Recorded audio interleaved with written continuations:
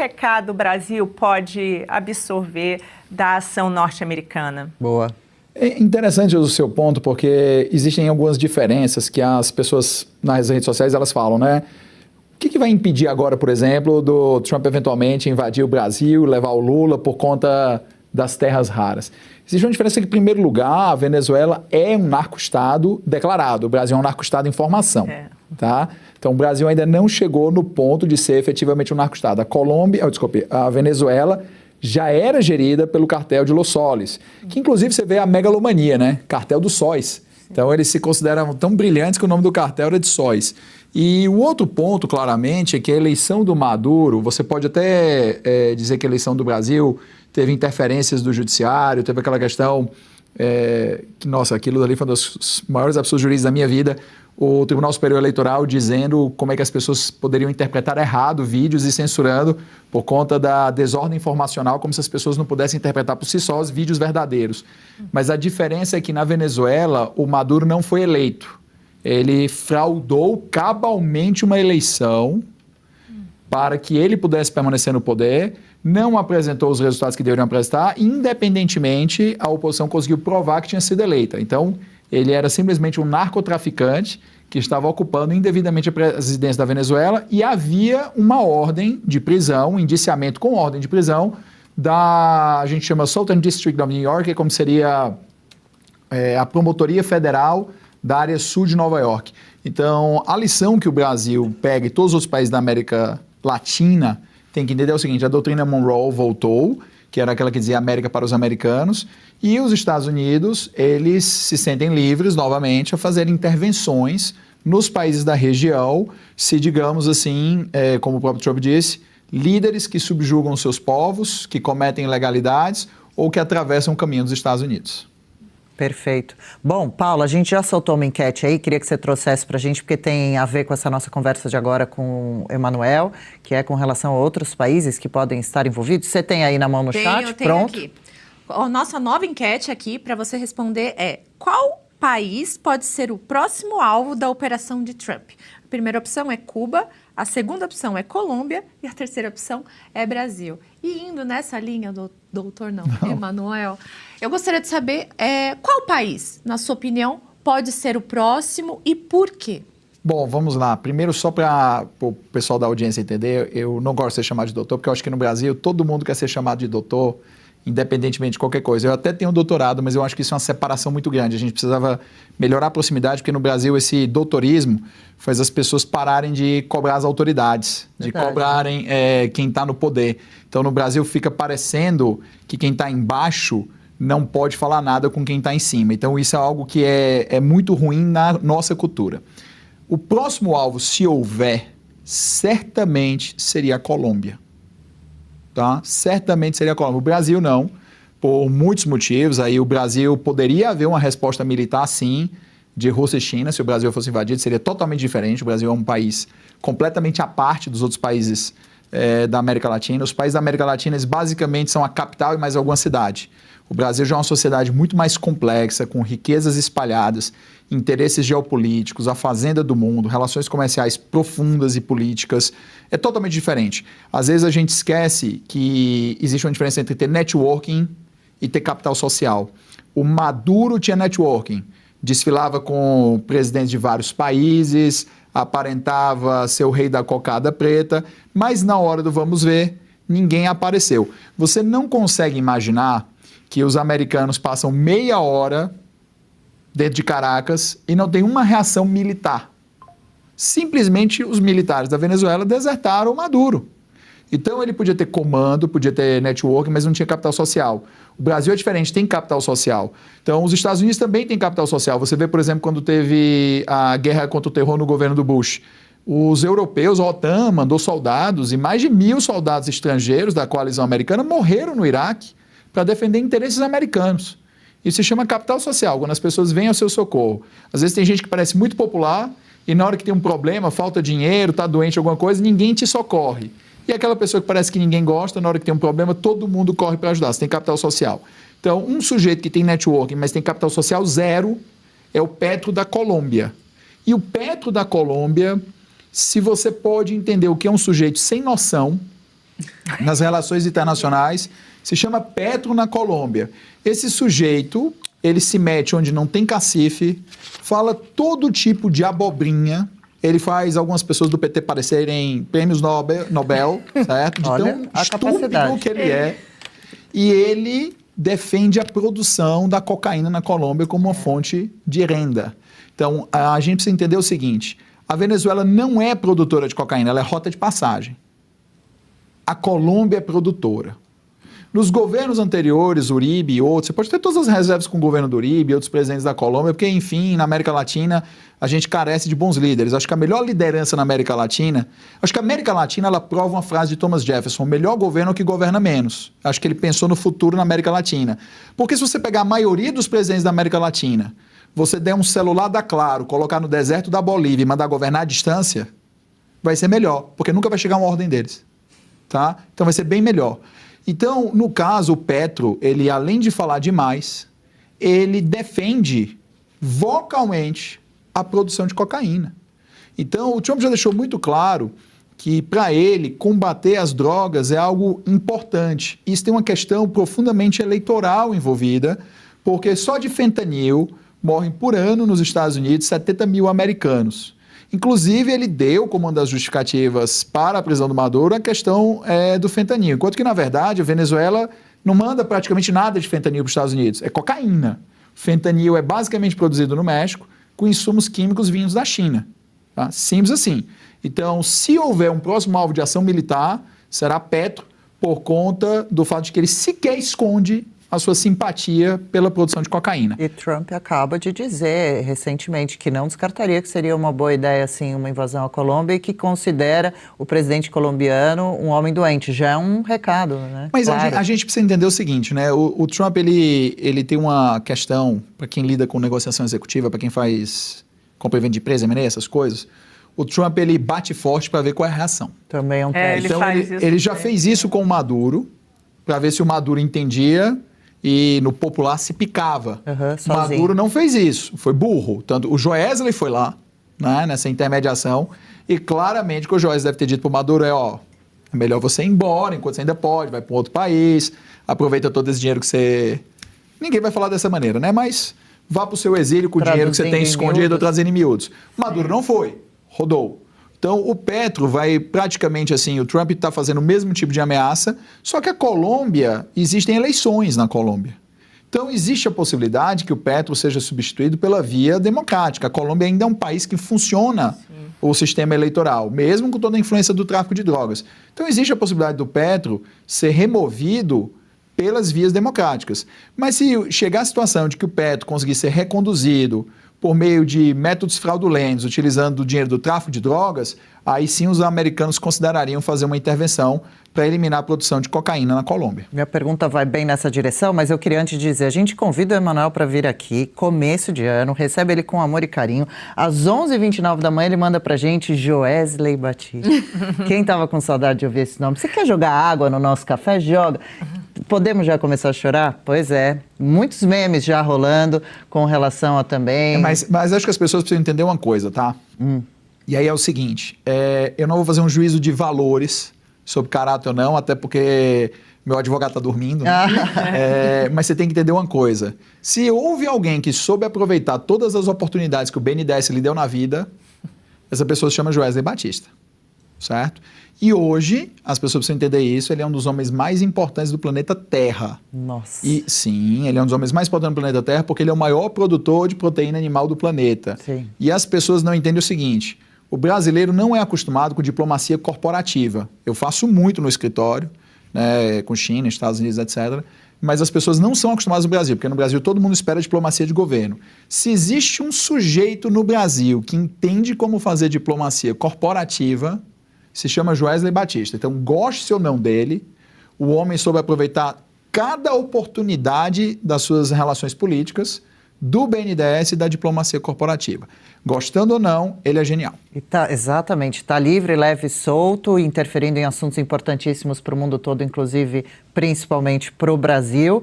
E muito bem, obrigado na opinião dele, né?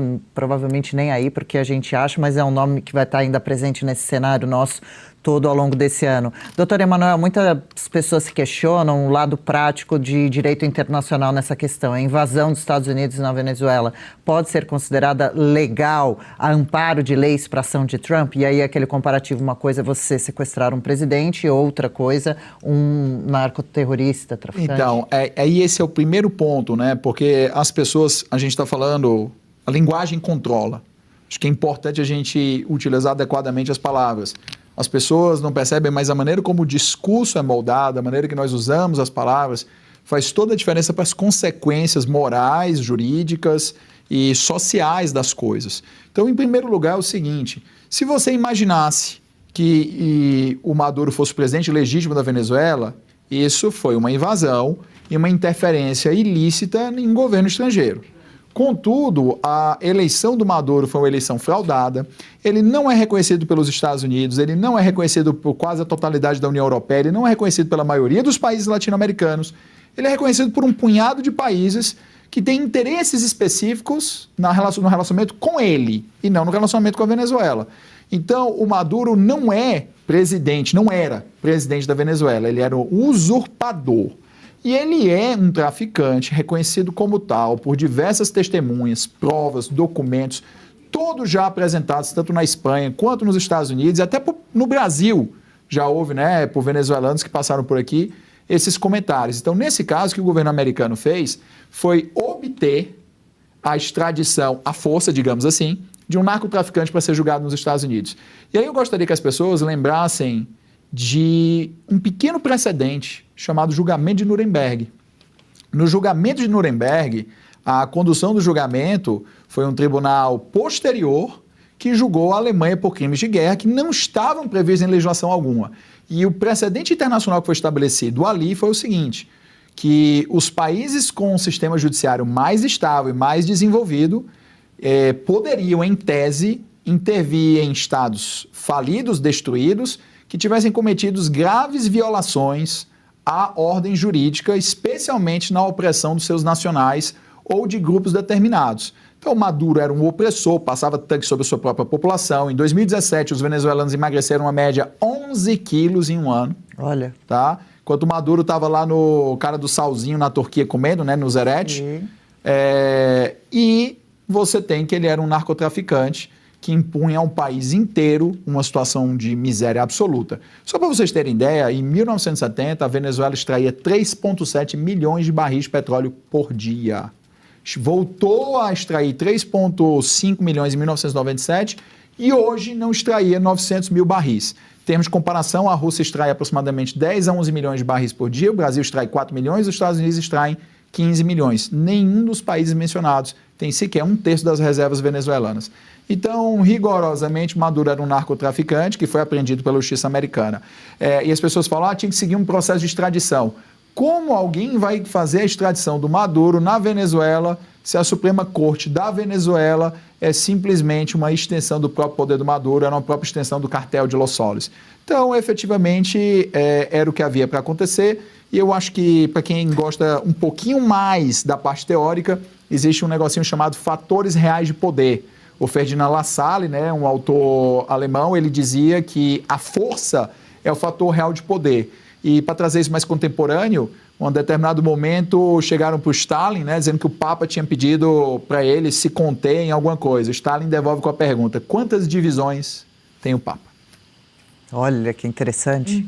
A Julie faz a próxima, eu já pedi para separarem aqui para a gente vai jogar algumas fotos de Lula abraçado com Petro, já que a gente comentava há pouco sobre essa possibilidade de a Colômbia ser um próximo país invadido. Você fazer isso antes que o TSE proíba. Antes que também sejamos derrubados. Né, Julie, você se lembra? A gente estava aqui acompanhando a COP30, Lula deixou a COP30, correu lá para a Colômbia, abraçar o Petro para apoiar a Venezuela, que começava a ter ali o seu mar seus mares rodeados. E Maduro o tempo todo fazendo essa dancinha. Olha a foto aí. Eu acho que o Lula tá gaga, eu não sei. Eu sei que ele é muito inteligente, né? A gente nunca pode subestimar nem ele, nem o Dirceu, porque o Dirceu que está por trás de tudo. Mas assim, olha essa cara, não é uma coisa que raposa não... política.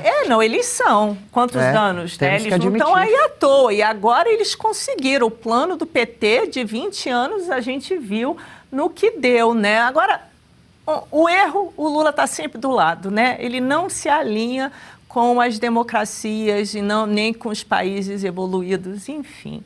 Emanuel, a ONU ainda tem alguma força política? Ou, por exemplo, quando solta a nota, nós somos contra o que aconteceu ontem nos Estados Unidos, é só blá, blá, blá ou tem algum peso? Eu vou jogar um pouquinho de água no seu café, que é o seguinte, tá? Você fala, por exemplo, que o Lula se abraça com as pessoas erradas. Os americanos se abraçam com qualquer ditadura que esteja alinhada com os interesses americanos. A gente precisa sair um pouco da ingenuidade de que os países só se alinham ou só devem se aliar com democracias. Porque o que acontece é que países não devem ter amigos. Países devem ter interesses. E eu sei que, do ponto de vista da moralidade, isso não é o correto. Mas do ponto de vista da política real, a realpolitik, o fato é esse. Então, os americanos se abraçam o tempo todo com qualquer ditadura no Oriente Médio que ajude a produção de petróleo e exportação de petróleo para os Estados Unidos. Então, o meu ponto sobre o Lula estar se abraçando com o Petro ou Maduro, o que for, é que essas relações não trazem ganhos efetivos e reais e substanciais para o Brasil. Então, eu nem vou entrar na questão da moralidade, eu vou entrar na questão da inutilidade. Sim. Se essas relações fossem benéficas para o Brasil, nós poderíamos aí estar dizendo, olha, é a política real para beneficiar o Brasil, mas não é. Então, o que acontece aqui é um alinhamento de caráter ideológico, no qual políticas partidárias acabam superando o interesse nacional.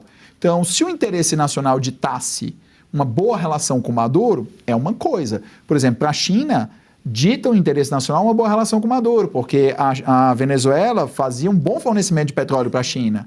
Então, a gente precisa entender que, rigorosamente, países não têm amigos, têm interesses. E o Brasil, infelizmente, não está se conduzindo pelos seus interesses, mas por políticas partidárias. Parece que está em sarau de federal. Os interesses próprios do Lula, né? Na verdade. Sarau de federal. É isso.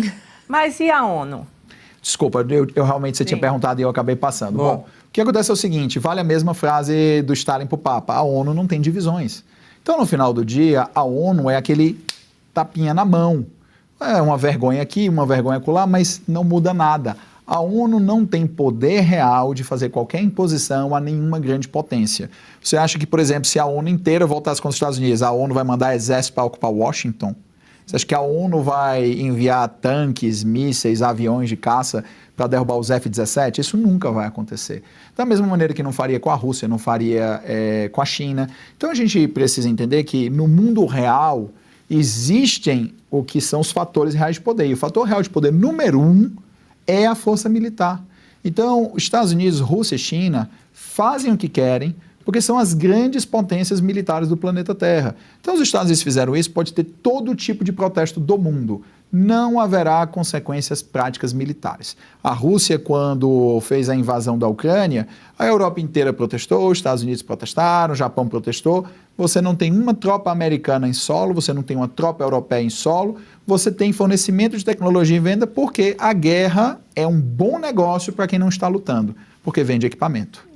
Então, a ONU simplesmente vai entrar na vibe de protesto, e mesmo que a ONU queira aprovar qualquer resolução na Assembleia Geral, é inútil, porque as resoluções que poderiam ter alguma consequência prática, e isso contra países pequenos, são tomadas no Conselho de Segurança, no qual os Estados Unidos têm poder de veto. Emanuel, você citou um ponto muito importante, que é justamente as eleições que foram fraudadas na Venezuela. E isso pode ser um ponto muito importante aqui para o Brasil esse ano, que temos eleições, né? Como que deve ser esse tom? Você acha que o Trump pode exigir de alguma forma que tenha eleição livre, ou ele simplesmente vai descartar, e isso não é um ponto, não é uma visão dele agora nesse ano aqui no Brasil? Você quer que o Xandão me prenda saindo daqui? Não, de jeito não.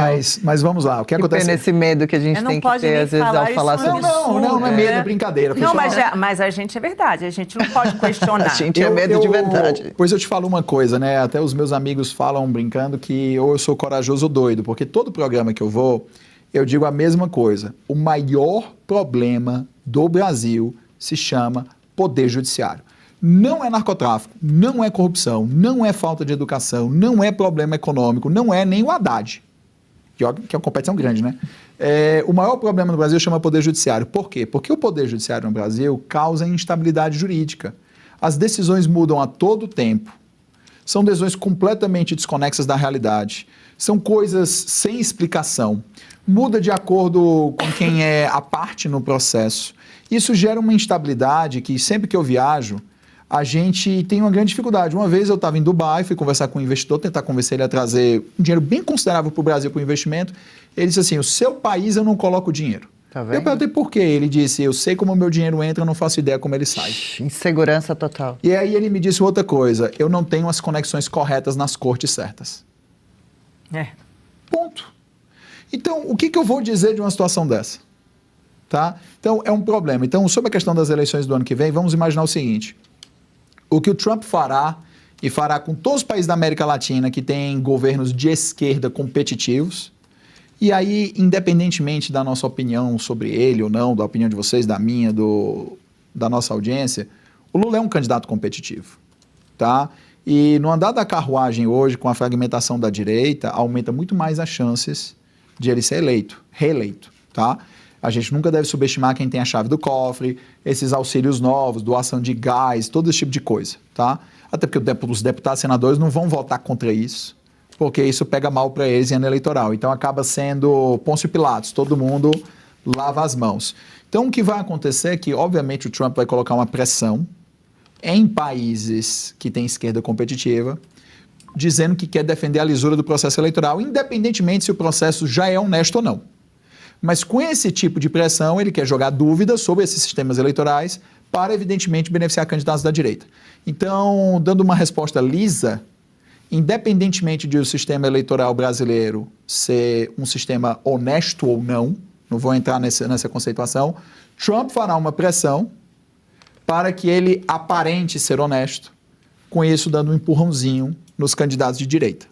É porque a gente tem que levar em consideração também que nas últimas eleições teve um processo de tentar cercear as redes sociais de um jeito bem já poderoso. Está acontecendo, e teve né? as decisões do STF, teve leis aprovadas, e isso ele causa um problema nas empresas digitais americanas, que é uma coisa que o Trump vem falando há muito tempo, né? Os 3 problemas principais para mim que aconteceram em relação a isso que você trata da liberdade de informação são o seguinte. Primeiro, a criação do conceito de desordem informacional, né? Que isso para mim foi uma aberração jurídica inacreditável, que é o Tribunal Superior Eleitoral dizer que vídeos verdadeiros, que não foram criados por inteligência artificial, que foram exibidos na íntegra. Mas são os verdadeiros que eles censuram. Não, eu posso falar isso porque então, eu já tive meu perfil censurado 6 vezes. É que eu quero dizer que assim... 6 vezes? Vídeos tirados do ar, que tinham que ser removidos, mesmo que fossem expressões de entrevistas reais, porque o eleitor poderia ficar confuso. Desculpa. Confuso não, bem informado, essa é a verdade. Eu digo a linguagem que eles usaram, tá? O segundo ponto que é problemático é o seguinte: decisões do Supremo Tribunal Federal sob sigilo, fora das hipóteses constitucionais. A Constituição tem hipóteses muito bem definidas para quando os processos judiciais devem ser sigilosos. E se nós estamos falando de processo eleitoral, nós estamos falando da escolha dos mandatários do país. Então, o interesse público prevalece sobre qualquer hipótese de sigilo. Então, nós deveríamos ter esses processos públicos, porque, veja bem, se o Supremo está correto e o processo é público, as pessoas bateriam palma para o Supremo e tirariam qualquer dúvida de que o Supremo não está correto. E se o Supremo estivesse errado, as pessoas poderiam ver isso por elas mesmas. Porque a justiça deve ser como no ditado da mulher de César. A mulher de César não basta que seja honesta, deve aparentar honestidade. E o terceiro ponto é que nós tivemos decisões judiciais que foram determinadas a sua aplicação em território americano, restringindo a liberdade de expressão no território americano, sem que essas decisões tivessem passado pelo caminho normal, que é enviar para o Ministério da Justiça, que enviaria para o órgão de cooperação internacional, que mandaria para o Ministério da Justiça, o equivalente americano, que é a Secretaria de Justiça, para que lá fosse encaminhado para o juiz avaliar se aquela decisão podia ser aplicada em solo americano. Então isso está errado. Então quando o Brasil fala que tem que defender a própria soberania, o Supremo Tribunal Federal poderia ser menos hipócrita, porque a decisão do Supremo nesse caso estaria violando a soberania dos Estados Unidos da América. Então o pau que bate em Chico bate em Francisco. Claro.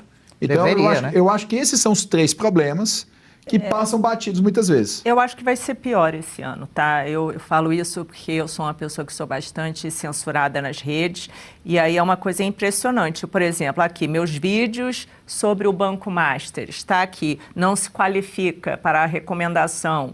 Todo vídeo que eu faço do Banco Master, eles barram. Que absurdo. E aí você questiona, né?